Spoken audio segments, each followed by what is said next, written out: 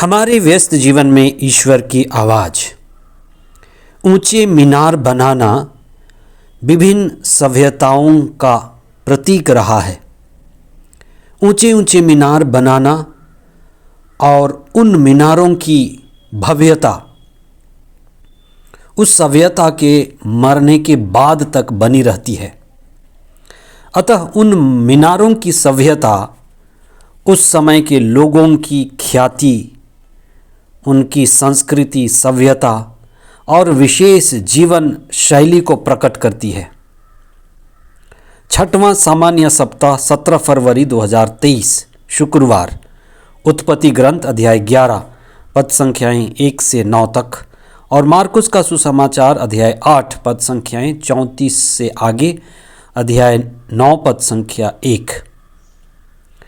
बाबुल के लोगों का जीवन नूह के बाद का पुनर्निर्माण जीवन, नया जीवन था और वे लोग, नूह की संतान, उसी बाबुल की जगह पर एक साथ रहना चाहते थे।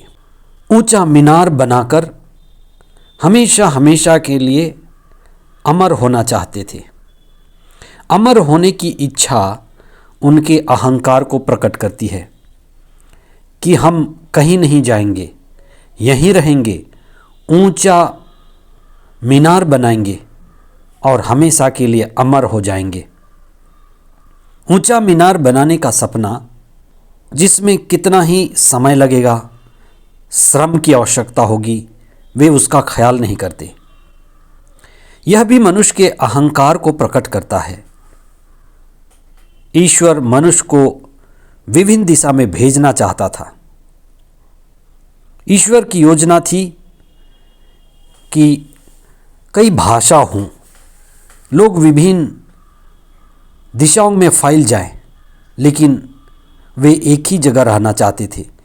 इसलिए ईश्वर ने उन्हें बिखेरने के लिए उनके भाषा में उलझन पैदा कर दी। इसका यह भी अर्थ है कि ईश्वर विविधता चाहता है। सभी जगह मनुष्य पहुँचें और सभी जगह चेतना की, बोध की, आध्यात्म की ऊंचाई पहुँचे।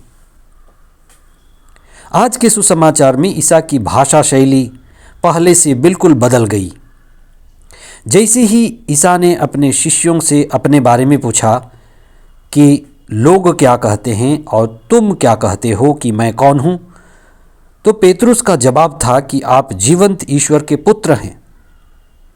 ईसा ने अपने इस दुनिया में आने का उद्देश्य उनकी सवाल के साथ ही लोगों के पास और विशेष करके शिष्यों के पास रखना शुरू कर दिया कि वे क्यों इस दुनिया में आए हैं। ईसा की शिक्षा को हम नई शिक्षा कहते हैं।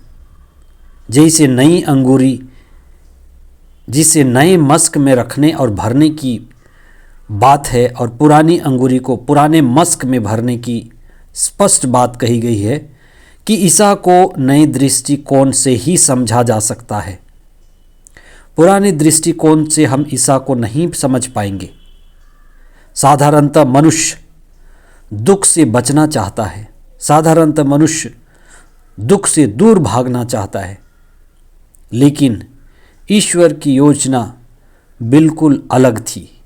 ईसा के साथ ईश्वर की योजना बिल्कुल अलग थी।